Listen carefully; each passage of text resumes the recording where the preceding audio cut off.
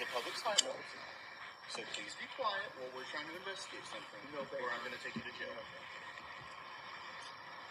I'm just telling you how this is about to work. Okay. You're going to go to jail. This is the only warning you're getting. We are trying to investigate children. I'm going to give you a warning. I don't need your warning. You're going to come here and take me to jail. You're going to take me to jail. You're really taking me to jail for fucking sitting on a public or on my private property? We can't walk our investigation when a child is missing because you're intoxicated. He's not even intoxicated, first of all. Really? No, that's not mine. Put your hand on your back, please, sir. I'm not here to help with your investigation. I'm under no obstacle. Okay, you're going to regret this. You can't arrest him for no reason. He's not obstructing anything. We have watched. I was out here. Yes, I was. No, I went and got my phone to record. That's fine. We're trying to investigate. I understand that, but he doesn't have to be quiet. No, he doesn't. Under what law? What? Obstruction. Go look it up. Yeah, you go look it up. It's called It's called the Constitution. Yeah, it is. And obstructing. It's called. You can say what the hell you want. Take me to jail for this and fucking violate my rights. Yep. You guys will be on the next freaking. Listen, I don't play around either. I got plenty of money to hire a damn good attorney. Believe me. He's not obstructing shit. It's not against the law to talk and say whatever the hell we want. I want you to get the handcuffs off of him. We're not taking the handcuffs off. You're going to take the handcuffs off of him. We are not taking the handcuffs off. Okay, well, what you're doing is breaking the law. We can't. You are not the law. You can't do with a kid because you won't leave us alone. No, because he's over here saying that don't let him in. Obstruction of an investigation No, that we are in. Because we said something. Because you won't stop. Obstruction of whatever the hell you're doing. We can.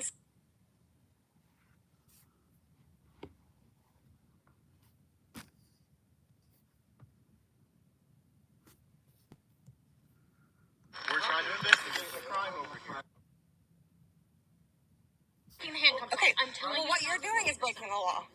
We can't. You are not the law. You can't do with a kid because you won't leave us alone. No, because he's over here saying that don't let him in. Obstruction of an investigation that we are in. Because we said something. Because you won't stop. Obstruction of whatever the hell you're doing. We can.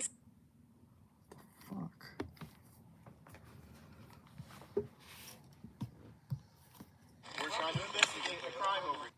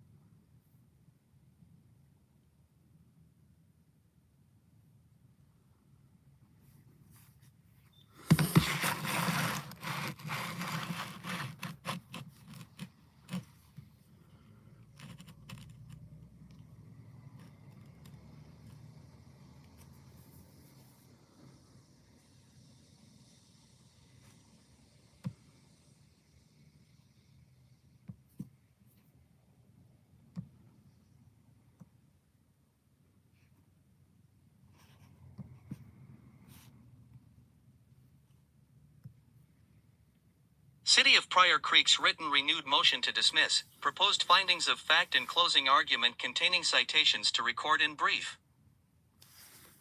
Chase McBride, JD/MBA.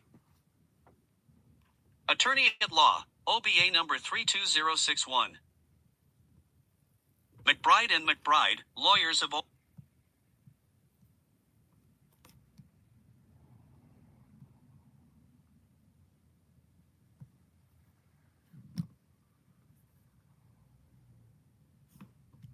Motion to dismiss. Prior to determining the facts of the arbitration panel should determine the outcome of the pending motion to dismiss. The City of Pryor Creek, hereinafter referred to as City, attended the arbitration under objection based on the grounds of the motion to dismiss. There was not a contract between the Fraternal Order of Police and the City at the time the demotion occurred and grievance was issued. As a result, the Fraternal Order of Police lacks standing to file grievances on behalf of Officer Bennett, resulting in the grievance procedure not being followed even if the collective bargaining agreement is retroactive. Standing is not retroactive. Arbitration hearing. Regardless of the motion to dismiss, however, Mr. Bennett's discipline was proper and just, and should be affirmed by this panel. The record establishes that the city acted within its contractual and managerial authority, followed applicable procedures, afforded Officer Bennett notice and an opportunity to be heard, and imposed discipline supported by just cause. Officer Bennett admitted he deserved punishment. As detailed below, Officer Bennett engaged in repeated and sustained violations of departmental policy and direct supervisory orders over an extended period, despite progressive discipline and multiple warnings. His misconduct included timekeeping violations, failure to complete required training and reports, non-compliance with operational directives, failure to utilize mandatory safety and accountability systems, and unprofessional conduct undermining supervision and departmental operations. These violations implicated officer safety, public accountability, operational efficiency, and public trust. The evidence further demonstrates that the city conducted a fair and objective investigation, applied discipline consistent with policy and past practice, and imposed a penalty that was proportional and, in fact, less severe than recommended by supervisory command staff. Officer Bennett was afforded due process at each stage and declined available appeal procedures. Assertions of retaliation or disparate treatment are unsupported by the record, contradicted by credible testimony, comparator evidence, and inapplicable under established federal law. Accordingly, and based upon the substantial and unrebutted evidence set forth herein, the city respectfully requests that the arbitrator find that the discipline imposed was supported by just cause and deny the grievance in its entirety. Proposed findings of facts and statement of the record. All statements below and cited specifically to the record. Procedural CBA and grievance background. Based on the facts listed in 1 to 14, Pryor renews the motion to dismiss. 1. Bennett was disciplined for repeated issues after warnings including the following: a failure to log into GeoSafe correctly. X 51. B. Failure to complete workflow, Spillman. Timely, X 51. C. Timekeeping violations. Transcript at pages 255 to 265, lane 17 to 2. D. Failure to complete required daily training bulletins.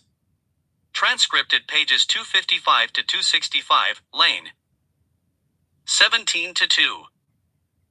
E. Repeated non-compliance with methods of operation including failure to wear body worn camera and bulletproof vest. Transcript at pages 255 to 265, lane 17 to 2, remaining in the police department instead of patrolling while on duty. F. Violating the policy by remaining in the police department instead of patrolling and Speaking negatively of his supervisors and city leadership. Exhibit 87. 2. Bennett was ultimately disciplined on March 7, 2025, as follows. A. 1-year probation. Acts 74. B. Demotion from corporal to patrolman. Acts 74. C. No longer a firearms instructor. Acts 74. 3. The City of Pryor Creek and the Mays County Fraternal Order of Police Lodge No. 116, FOP. Operate under Annual Collective Bargaining Agreements, CBA. The CBA for the fiscal year July 1, 2023, through June 30, 2024, expired, and although negotiations continued, a successor. CBA for July 1, 2024, through June 30, 2025, was not executed until April 4, 2025. Transcript. At pages 31 to 33. 4. On March 14, 2025, the FOP notified Pryor Police Chief Jeremy Cantrell of an impending grievance purportedly arising under a CBA. Respondents Exhibit 1. 5. On March 17, 2025, the city responded that no active CBA was in effect. The city advised that it maintained an active personnel policy and procedure manual and that Officer Bennett could pursue an appeal under that process regarding his disciplinary action. The letter also notified Officer Bennett that the chief's recommended discipline would be heard by the Pryor Creek City Council on March 18, 2025, at 6 p.m., Respondents Exhibit 2. 6. At all relevant times, the City of Pryor Creek had an active personnel policy and procedure manual in place. Respondents Exhibit 78. 7. Officer Bennett was aware of the City Council hearing scheduled for March 18, 2025, but failed to attend. Transcript at page 33, lane 13-21. 8. On March 21, 2025, incorrectly dated April 21, 2025, the FOP submitted a grievance to Chief Cantrell. Respondents Exhibit 3. 9. On March 24, 2025, the city again responded that no CBA was in effect and reiterated that Officer Bennett could appeal his discipline under the Personnel Policy and Procedure Manual. Respondents Exhibit 4. 10. Officer Bennett did not file an appeal under the Personnel Policy and Procedure Manual after being advised of that option. Transcript at page 34, lane 9-17. 11. Officer Bennett admitted that he never read the Personnel Policy and Procedure Manual to determine his available options. Transcript at page 35, lane 8-14. 12. On April 4, 2025, the city and the FOP executed a collective bargaining agreement covering the period July 1, 2024, through June 30, 2025. Respondents Exhibit 7, transcript at page 34, lane 2-4. 13. On April 4, 2025, the FOP issued a grievance letter addressed to the Pryor Creek City Council. Respondents Exhibit 5. 14. On April 21, 2025, the city issued written notice that the City Council had affirmed the chief's disciplinary decision. Respondents Exhibit 6. Based on the facts above, the city resurges, and this arbitration panel should consider and grant the city's previously filed motion to dismiss as the Bennett and the FOP lack standing to file a grievance resulting in the additionally cited facts below moot. Bennett employment history and department structure. 15. Officer Bennett was hired in February 2008 under Police Chief Dennis Nichols. Transcript at page 18, lane 21, transcript at page 20, lane 13. 16. Officer Bennett has served under 3 different police chiefs at 4 separate times: Dennis Nichols, Steve Lemmings, Dennis Nichols again, and now, Chief Jeremy Cantrell. Transcript at page 20, lane 20-25. 17. Officer Bennett was disciplined in late February/early March 2025. Transcript at page 21, lane 1 of 8. 18. The ranks of Pryor Creek Police Department from bottom to top are patrolman, corporal, sergeants, captain, assistant chief, and chief of police. Transcript at page 23, lane 9 to 12. 19. In addition to the police rankings, there are non-ranked employees within the police department such as dispatch and records positions. Transcript at page 23, lane 13 to 19. Department systems and policies. 20. Pryor Creek Police utilize a technology known as GeoSafe. GeoSafe is a mapping system that assists with computer-aided dispatch by displaying calls for service and allows officers to view which officers are on duty and their locations through a GPS-based map. Transcript at pages 23 to 24, lane 20 to 6. 21. The Pryor Creek Police Chief issued a specific directive requiring all officers to remain logged into GeoSafe at all times with their location services enabled. Exhibit 50. 22. The city also utilized a workflow record-keeping system. The purpose of the workflow system is to generate reports that are assigned to an officer, completed by that officer, and then forwarded to a supervisor for review. Transcript at pages 24 to 25, lane 15 to 4. 23. Pryor utilized software known as Lexipol to manage and publish the department's policy manual. Transcript at page 25, lane 8 to 21. 24. Pryor Creek Police have a policy requiring workflow to be completed with promptness and efficiency. Exhibit 82. 25. The department maintained a policy, published through Lexipol, requiring officers to follow directives issued by their superiors. Respondents Exhibit 80. 26. The department utilizes daily training bulletins, DTBs, which are distributed to officers and present a scenario for review followed by questions requiring officer responses. Transcript at pages 25 to 26, lane 22 to 6. 27. Pryor Creek Police Department has a policy requiring officers to wear body cameras and to report any issues with body camera usage to a supervisor. Exhibit 85. Bennett's concessions and admissions. 28. Bennett agrees GeoSafe is an important tool for Pryor Police Department. Transcript at page 26, lane 7 to 10. 29. Bennett agrees that the department's workflow system is important. Transcript at page 26, lane 11 to 13. 30. Bennett agrees it is important for the department to have these policies. Transcript at page 26, lane 14 to 17. 31. Bennett agrees there is a directive for officers to complete their daily training bulletins. Transcript at page 27, lane 3 to 5. 32. Bennett agrees he deserved to be disciplined for some of his actions. Transcript at page 27. Lane 9 to 13, emphasis added. 33. However, Bennett believes he should have been talked to and made aware of the issues instead of disciplined the way he was. Transcript at page 27, lane 14 to 18. 34. Bennett agrees there was a directive that came out he did not follow regarding being in the police department too long while on shift. Transcript at pages 27 to 28, lane 19 to 5. 35. Bennett could not recall any other reason he should be disciplined. Transcript at pages 28 to 29, lane 6 to 13.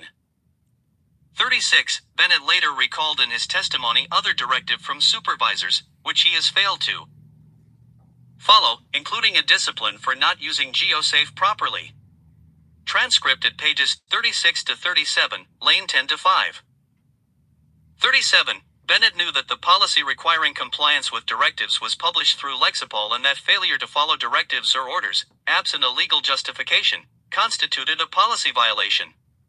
Transcript at pages 37 to 38, lane 15 to 7. 38. Bennett admits he has not followed all methods of operation issued since May 1, 2023. Transcript at pages 39 to 40, lane 24 to 2. 39. Bennett admits he has failed to make the required number of traffic stops and failed to stay out of the police department while on duty. Transcript at page 40, lane 3 to 9. 40. Bennett admits that going into the line of duty since May 2023 without his body camera would be a violation of police policy. Transcript at pages 45 to 46, lane 22 to 3. 41. Bennett admits that under the collective bargaining agreement, his bulletproof vest is specifically included as an item that must be worn. Transcript at pages 46 to 47, lane 22 to 23. 42. Bennett admits that he has not timely completed his workflow for reporting. Transcript at PG 49, lane 16 to 24. 43. Bennett agrees he has a pattern of being written up for failing to do his reports on time. Transcript at page 106, lane 11 to 16. 44. Bennett agrees that his workflow was not completed timely, that it would be a violation of policy. Transcript at page 52, lane 18 to 21. 45. Bennett agrees that after the directive, he did not have GeoSafe on. Transcript at page 55, lane 15 to 20. 46. Bennett asserted that he disabled GeoSafe because his girlfriend's former partner, an officer at another law enforcement agency, could allegedly track his location and had made indirect threats. Bennett did not report the alleged threats, file a police report, seek a protective order, or request any accommodation. Instead, his sole response was to disable GeoSafe in direct violation of departmental policy. Transcript at pages 56 to 58. 47. Bennett acknowledged that he understood the importance of GeoSafe for officer safety and accountability but chose to disable it without notifying supervisors. Transcript at pages 58 to 59. 48. Bennett admitted that he did not seek clarification or assistance from supervisors regarding GeoSafe concerns prior to disabling it. Transcript at pages 59 to 60. 49. Bennett agreed that failing to notify supervisors of safety concerns while independently violating policy could create risk to other officers. Transcript at pages 60 to 61. 50. Bennett admitted that he did not follow up on completing required daily training bulletins even after reminders were issued. Transcript at pages 61 to 62. 51. Bennett acknowledged that he had access to the Lexipol system and was capable of completing DTBs but failed to do so in a timely manner. Transcript at pages 62 to 63.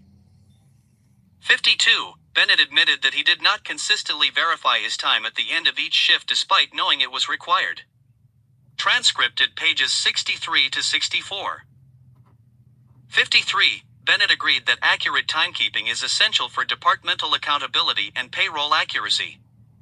Transcript at pages 64 to 65. 54. Bennett admitted that he did not always review department-wide emails containing directives and updates. Transcript at pages 65 to 66. 55. Bennett acknowledged that ignoring departmental emails could result in missing important directives. Transcript at pages 66 to 67. 56. Bennett agreed that supervisors had previously addressed these issues with him verbally and through written communications. Transcript at pages 67 to 68. 57. Bennett admitted that he continued to struggle with compliance even after receiving prior discipline. Transcript at pages 68 to 69. 58. Bennett acknowledged that he did not utilize available resources or seek assistance to improve compliance with directives. Transcript at pages 69 to 70. 59. Bennett admitted that his conduct could be perceived as disregard for departmental expectations. Transcript at pages 70 to 71. 60. Bennett agreed that compliance with directives is a fundamental requirement of his position as a police officer. Transcript at pages 71 to 72. Evidence of Bennett's violations, investigation, name-clearing opportunity, and discipline. 61. The city presented testimony from records custodian Natalie Marr establishing documentation of Bennett's policy violations. Transcript at pages 73 to 78. 62. Sergeant Billy Frazier testified regarding repeated supervisory efforts to correct Bennett's behavior and ensure compliance. Transcript at pages 79 to 90. 63. Sergeant Scott Garrett testified regarding prior counseling sessions and documented warnings issued to Bennett. Transcript at pages 91 to 100. 64. Captain Kevin Trammell testified regarding the investigation into Bennett's conduct and the administrative process followed. Transcript at pages 101 to 110. 65. Chief Jeremy Cantrell testified regarding departmental expectations, prior discipline, and the decision to impose additional disciplinary action. Transcript at pages 111 to 120. 66. The evidence established that Bennett received multiple warnings, counseling sessions, and opportunities to correct his behavior prior to the imposition of discipline. 67. The investigation into Bennett's conduct was conducted in accordance with departmental policy and included review of electronic records, supervisory reports, and documented communications. 68. Bennett was provided an opportunity to respond to the allegations and present his explanation during the disciplinary process. 69. The disciplinary action imposed was consistent with departmental policy and past practices for similar violations. 70. The city established that the discipline imposed was progressive in nature and intended to correct behavior rather than punish arbitrarily. Prior notice and discipline. 71. Bennett had received prior written and verbal warnings regarding similar policy violations. 72. Bennett had been previously disciplined for failure to comply with directives and departmental policies. 73. Bennett was aware that continued violations could result in increased disciplinary action, including demotion and probation. 74. Despite prior discipline, Bennett continued to engage in conduct that violated departmental directives. 75. The record reflects a pattern of repeated non-compliance over an extended period. FOP and Bennett's contentions. 76. The FOP and Bennett contend that the discipline imposed was excessive and not supported by just cause. 77. Bennett asserts that he was not adequately informed of certain directives and expectations. 78. Bennett claims that he was treated differently than other employees and subjected to disparate treatment. 79. Bennett alleges that the disciplinary action was motivated, at least in part, by retaliation related to union activity. 80. The FOP argues that the city failed to follow proper procedures under the collective bargaining agreement. 81. The FOP contends that similarly situated employees were not disciplined to the same extent for comparable conduct. 82. Bennett asserts that some of the violations were minor or administrative in nature and did not warrant severe discipline. Other discipline within the department. 83. The city presented evidence regarding disciplinary actions taken against other officers for similar violations. 84. The evidence demonstrated that the department had issued discipline to other employees for comparable conduct. 85. The disciplinary actions imposed on Bennett were consistent with or less severe than discipline imposed on other officers in similar situations. 86. The city established that disciplinary decisions were based on objective criteria and documented violations. Testimony, credibility, and weight. 87. The city asserts that the testimony of its witnesses was credible, consistent, and supported by documentary evidence. 88. The city contends that Bennett's testimony contained inconsistencies and admissions supporting the violations.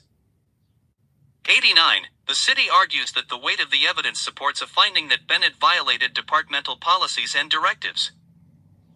Standard of review. 90. The arbitrator must determine whether the city had just cause to impose discipline under the applicable collective bargaining agreement. 91. The standard of review requires consideration of whether the rules were reasonable, whether Bennett had notice of the rules, whether the investigation was fair, and whether the discipline was appropriate. 92. The arbitrator must evaluate whether the city's actions were arbitrary, discriminatory, or taken in bad faith. Argument. IAC.RD's 7-factor test analysis. 1. Notice. 2. Bennett had notice of the departmental rules and directives through written policies, training, and supervisory communications. 3. The methods of operation directive and Lexipol policies clearly outlined expectations. 4. Reasonable rule or order. 5. The directives regarding GeoSafe, DTBs, timekeeping, and patrol duties were reasonable and related to legitimate departmental objectives. 6. These rules were necessary for officer safety, accountability, and operational efficiency. 7. Investigation. 8. The city conducted an investigation into Bennett's conduct prior to imposing discipline. 9. The investigation included review of electronic systems, supervisory reports, and witness testimony. 10. Fair and objective investigation. 11. The investigation was conducted fairly and without bias. 12. Bennett was provided an opportunity to respond to the allegations. 13. Proof. 14. The city established proof of violations through documentary evidence and testimony. Penalty was consistent with progressive discipline principles. 2. FOPS unopposed claims of retaliation, but for Rule 107, the FOP asserts that the discipline was retaliatory in nature. 108, the city contends that the discipline would have occurred regardless of any alleged union activity. 109, the evidence demonstrates legitimate, non-retaliatory reasons for the disciplinary action. 110, the record lacks competent evidence establishing retaliatory motive or causation. 111, comparator evidence refutes the claim of anti-union retaliation. 112, the disciplinary process demonstrates fairness, not retaliation. 113, allegations of retaliation cannot defeat just cause where misconduct is proven. 114, the city requests a finding that no retaliation occurred. Conclusion. Based on the foregoing, the city respectfully requests that the arbitrator grant the motion to dismiss. In the alternative, the city requests that the arbitrator find that the discipline imposed upon Officer Bennett was supported by just cause and deny the grievance in its entirety.